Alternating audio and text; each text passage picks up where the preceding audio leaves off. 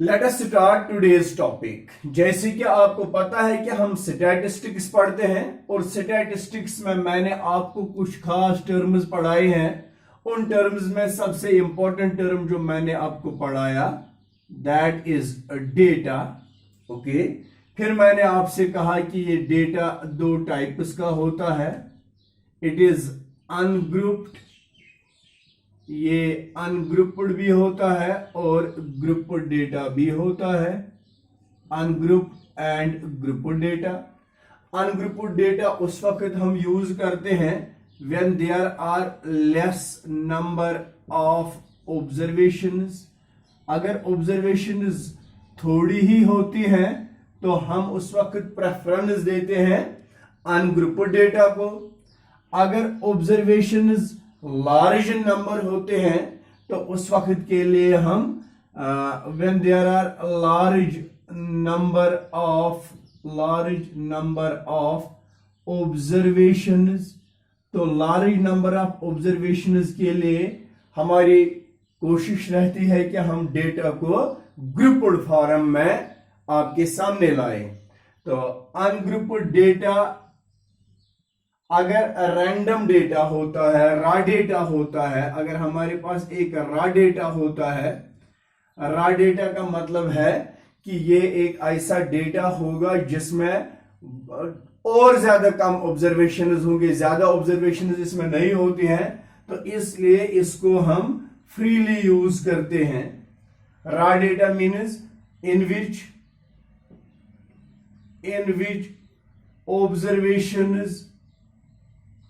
observations are freely used।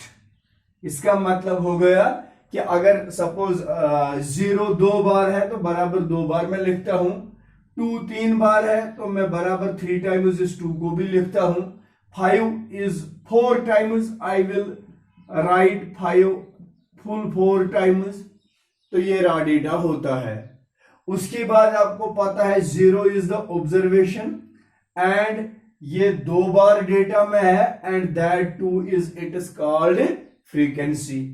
2 is the observation and ये 2 3 बार data में आ गया तो 3 इसके लिए एक फ्रीक्वेंसी होता है।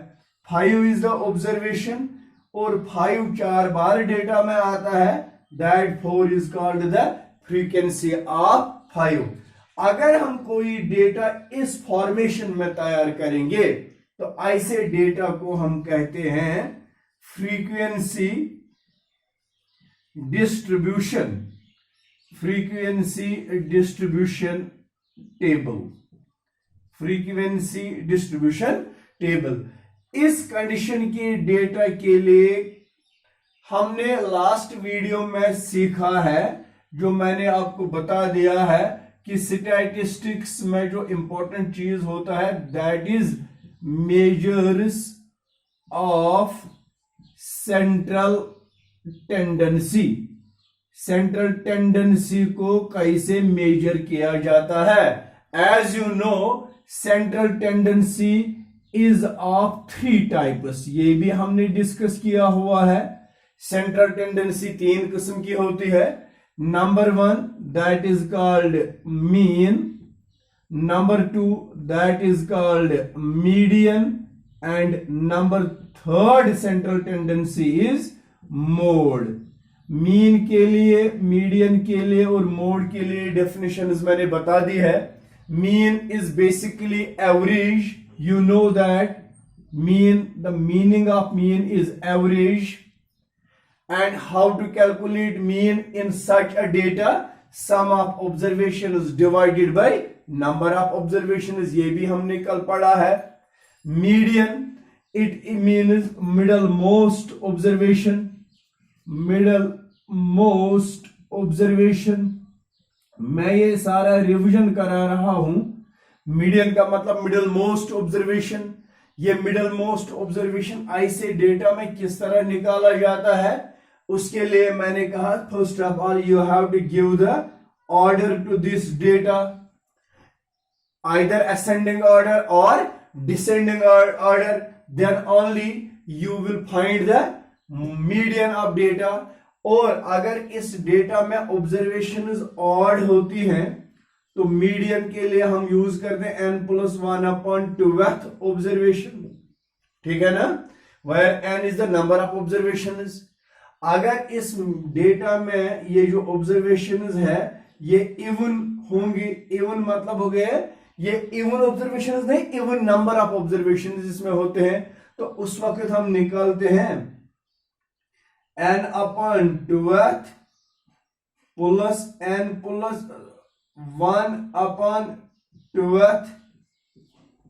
Divided by 2। जो दो मिडिल मोस्ट ऑब्जर्वेशंस होते हैं उनका मीन निकाला जाता है। तो उसके बाद हमने मोड पढ़ा है, मोड मतलब हो गया वो ऑब्जर्वेशन जिसकी हाईएस्ट फ्रीक्वेंसी होती है। इस कंडीशन में अगर कोई ऑब्जर्वेशन सबसे ज्यादा टाइम्स आती है, मोस्ट फ्रीक्वेंटली अकरिंग ऑब्जर्वेशन जो होती है वही तो इसका मोड होता है। ये लास्ट लेक्चर का हमने रिकैपिचुलेशन किया है।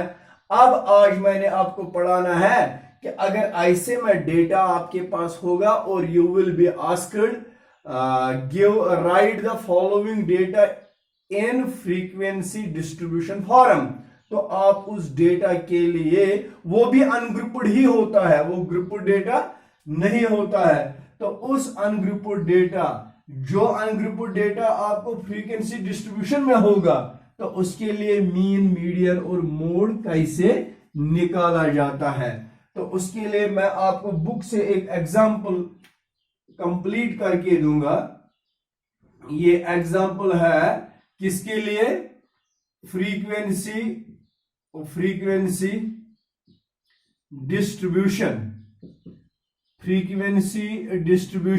टेबल। जब आपको कोई डेटा इस तरह होगा जिसको आपने फ्रीक्वेंसी डिस्ट्रीब्यूट करके देनी है, वो भी अनग्रुप्ड ही होगा, और फिर मीन, मीडियन और मोड कैसे निकाला जाता है। क्वेश्चन इस तरह है, if we have 30 students in a class, एक क्लास में 30 स्टूडेंट्स हैं और हमने इन 30 स्टूडेंट्स का मैथ्स का क्लास टेस्ट किया है। 30 बच्चे मेरे क्लास में है और आज मैंने इनका क्लास टेस्ट लिया मैथमेटिक्स में। And what is the result of these 30 students? I will show you that result.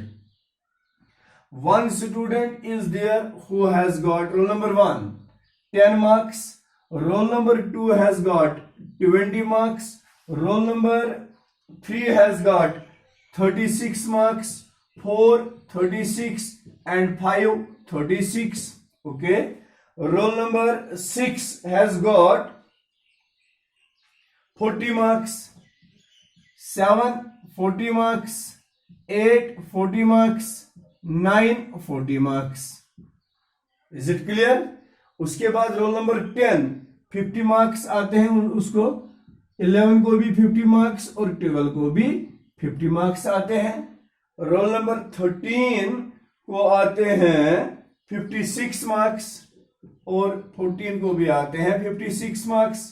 Roll number 15 को आते हैं 60 मार्क्स और 16 को भी आते हैं 60 मार्क्स। रोल नंबर 17 को आते हैं 56 के लिए 2 है और 60 के लिए 4 है, 4 टाइम्स इज 60। ओके, उसके बाद 74 टाइम्स है 70 70 70 एंड 70। उसके बाद 72 एक बार आता है, then after it is 80 once, then after it is 88 twice, then after it is 92 3 times, 92 92 and 92। उसके बाद आता है 95 once। जरा आप देखते जाओ मेरे बच्चों, ये टोटल कितनी ऑब्जर्वेशंस हैं, 1 2 3 4 5 6 7 8 9 10 11 12 13 14 15 16 17 18 19 20 21 22 23 24 25 26 27 28 29 एंड 30। ये इन 30 क्लास के 30 बच्चों के मैथमेटिक्स टेस्ट का रिजल्ट मैंने यहां पर रख दिया। अब क्वेश्चन है, इस रिजल्ट को फ्रीक्वेंसी डिस्ट्रीब्यूशन में लिखिए और फिर मीन, मीडियन और मोड बताइए क्या है। तो इसके लिए जो फ्रीक्वेंसी डिस्ट्रीब्यूशन टेबल बनाना है, सबसे पहले आपने क्या करना होता है, अगर ये ऑब्जर्वेशंस कोई ऑर्डर में रैंडम होंगे, कोई ऑर्डर में नहीं होंगे, तो सबसे पहले इनको असेंडिंग ऑर्डर में लिखना होता है। तो ये अब असेंडिंग ऑर्डर में ही है, 10 से लेकर 95 तक इनका ऑर्डर असेंडिंग ऑर्डर में मैंने पहले ही बना के रखा है। अब यहां पर आपने क्या करना है, आपने यहां कॉलम में लिखना है x1।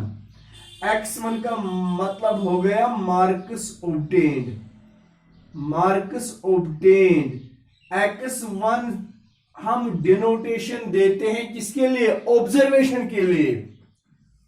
ये मार्क्स ऑब्टेन्ड है, 10 मार्क्स। उसके बाद है f1 या xi और फिर है fi। fi मतलब हो गया फ्रीक्वेंसी, फ्रीक्वेंसी मीन्स कितनी बार। Is it clear? अब बताइए, टोटल तो ये 30 ऑब्जर्वेशंस है। 10 is the first observation and it is frequency is 1, क्योंकि ये 10 एक ही बार है। 20 is the observation, it is frequency is 1. 36 is the observation and frequency is 3. 1, 2 और 3. 40 is the observation and frequency is 4. Okay? उसके बाद 50 observation है और frequency 3 है, ये 3 बार आता है। 56 2 बार आता है। Okay? Then it is 60, ये 4 बार आता है, it is frequency is 4. फिर है 70, it is frequency is also 4, 1 2 3 and 4. 72 it is frequency is 1. 80 it is frequency is 1. 88 it is frequency is 2. 92 it is frequency is 3. And 95 it is frequency is 1. These are the observations and this is column is meant for their frequency. अब frequency को add करिए, 1 2 3 + 2 5 5 4 9 9 3 12 12 14 4 18 4 19 23 24 27 3 15 तो ये आ गया ना 30 बराबर। ये है फ्रीक्वेंसी डिस्ट्रीब्यूशन। फिनिश। अगर सिर्फ हमें इतना करना है, right this data as frequency distribution table formation, तो ये है। अगर वहां पर लिखा होता है आल्सो यूज टैली मार्क्स, तो टैली मार्क के लिए आपने यहां पर लिखना है टैली मार्क्स। तो आप टैली मार्क्स भी यूज कर सकते हैं। 1 it is 1, 1 it is 1, 3 1 2 3, 4 1 2 3 4, 3 1 2 3, 2 1 2, 4 1 2 3 4, 1 2 3 4, 1 1 2 1 2 3 and 1। ये हो गए टैली मार्क्स। आपको ये टैली मार्क्स भी पता है। उसके बाद मैंने टैली मार्क्स इससे पहले भी आपको बता दिया होगा। टैली मार्क्स के लिए असल में एक हिस्ट्री है। कहते हैं कि एक प्रोफेसर, मैथमेटिक्स का एक प्रोफेसर, या जनरली कोई प्रोफेसर की बात हम करेंगे, कोई टीचर की बात हम करेंगे। चलिए प्रोफेसर पर नहीं जाएंगे, टीचर पर जाएंगे। टीचर की बात करते हैं। And fortunately the teacher was a mathematics teacher. यही तो एक रोटी मेकर होता है, एक नानवाई होता है। कांदुर आसान यमिस निश चोच अना वजुम ठीक, रेतस खतर अना वजुम चोच। वो क्या करता है, जो ही ये कभी एक रोटी लेके जाता है तो वो ऐसे करता है, एक निशान अपने उस दुकान के दीवार पर। कभी इसने 2 रोटियां ली तो उसने 2 मार्क्स यहां खड़ा किए, क्योंकि वो इलिटरेट होता है, सुश निशान था वहां। कभी उसने 3 रोटियां ली तो उसने 1 2 और 3 मार्क्स बना दिए। उसने 4 रोटियां ली तो उसने 1 2 3 4 किया। ठीक, उसने 5 लिए, उसने ऐसे किया। 1 2 3 4 वन दिया सो पूंजम। अब उसने सोचा मैं पांचवा यहां कर दूंगा निशान, लेकिन ये लगेगा धोखा कि आज इसने 4 लिया और अगले दिन उसने 1 लिया। उसने ये प्रेफरेंस को छोड़ के इसके लिए एक हॉरिजॉन्टल लाइन का यूज किया, बोला कि इससे मुझे पता चलेगा कि ये 5 है। बस यहां तक वो चला गया। 5 वाज द, क्योंकि वो एंड पर पहुंचा था उस टाइम, इसलिए वो हॉरिजॉन्टल लाइन का भी, वो स्लैंटिंग लाइन का भी यूज किया उसने। ठीक, चली गई बात। अब मंथ पास होता है, मंथ के बाद वो टीचर आता है उस ननवाई के पास, रोटी मेकर के पास, बोल रहा है कि बताइए मेरा कितना हिसाब होता है। और वो बता देता है कि सहसन ये क्या पोस। ठीक, उस टीचर ने घर में नोटबुक मेंटेन करके रखी थी, वो भी घर में हिसाब लिखता था। उसने कहा टीचर ने रोटी मेकर से, आपको कैसे पता है कि इतने पैसे मेरे आ गए? बोला कि मैंने वहां पर निशान लगा के रखा है कि कब आपने कितनी रोटियां ली हैं। उसने कहा ये निशान आपने उसी के लिए बनाए? यस। तो मैंने भी घर में हिसाब नोट करके रखा हुआ है। Let me get that notebook and I will tally your marks with that. बोला कि मैं अपनी नोटबुक लाऊंगा, फिर जो आपने ये मार्क्स, ये निशान रखे, इनको मार्क कहते हैं अंग्रेजी में निशान को, आपने जो ये निशान रखे हैं, इन निशानों को मैं अपनी कॉपी के साथ मैच करूंगा। I will tally your marks with my notebook. जब उसने ये टैली किया, रलो इल्तम हिसाब इधर बराबर, तब से उसने इस स्टैटिस्टिक्स पोर्शन में टैली मार्क्स का भी यूज किया है। ठीक, छोड़िए इस चीज को। तो अब अगर इसी फ्रीक्वेंसी डिस्ट्रीब्यूशन को यूजिंग टैली मार्क्स का आपने मीन, मीडियन और मोड निकालना होगा, तो आप यहां पर एक और कॉलम ऐड करेंगे, उसका नाम है F I into X I. F I into X I मतलब ये होता है 10 मार्क्स एक बच्चे ने लिए तो वो 10 होते हैं, 20 मार्क्स एक बच्चे ने लिए तो वो 20 मार्क्स होते हैं। क्योंकि हमने पढ़ा है mean is sum of all observations divided by number of observations. ये सारी ऑब्जर्वेशंस को सम अप करना। अब वो सम अप मैं किस तरह कर रहा हूं? 10 एक बार प्लस 20 एक बार, 36 3 बार है, तो हो गया 36 इंटू 3।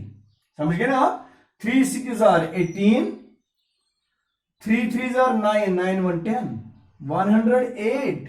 उसके बाद आता है 40 4 बार, इट इज 160। 50 3 बार, इट इज 150। 56 2 बार, 2 6 आर 12, ओके, 2 5 आर 10 1 11। ये 64 बार, इट इज 240। 74 बार, it is 280। 70 into 4, 72 is 1 is 72, 80 is 1 is it is 80, 88 is twice, 2 8s are 16, 2 8s are 16, 1 17, 92 is 3 times, 3 2s are 6, 3 9s are 27, 95 is 1 is that is 95, and what is the sum? The sum you just देखो बेटा, अगर आपको ये सम कर रहा है तो सम यहां से कर जाएंगे हम। इट इज 8 10 12 18 14 5 गई 15, कैरी गई 2, 9 17 18 15 8 33 7 70 48 4 52 53 5 58 64 तो 2 गई 68 तो गई 67, कैरी 6 7 8 9 9 तो 2 13 14 15 16 17। सो इसका सम आ गया 1779। ये सारी ऑब्जर्वेशंस का सम है। अब अगर मीन निकालना है, देयरफॉर मीन, जिसको हम डिनोट करते हैं बार ऑफ एक्स, इसके लिए आपने देखो बेटा यहां पर एक ग्रीक लेटर में बनाता हूं।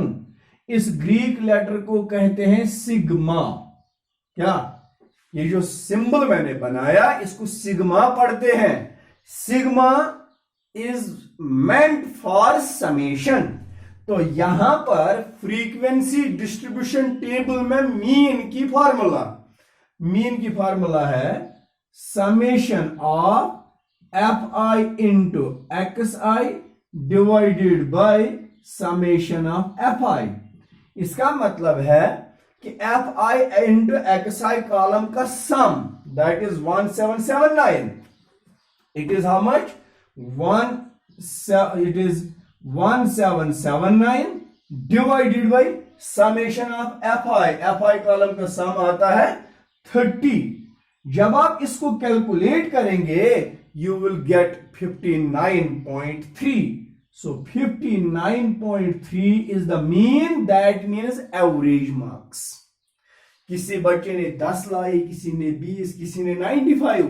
What is the average marks of each student? So average marks is 59.3.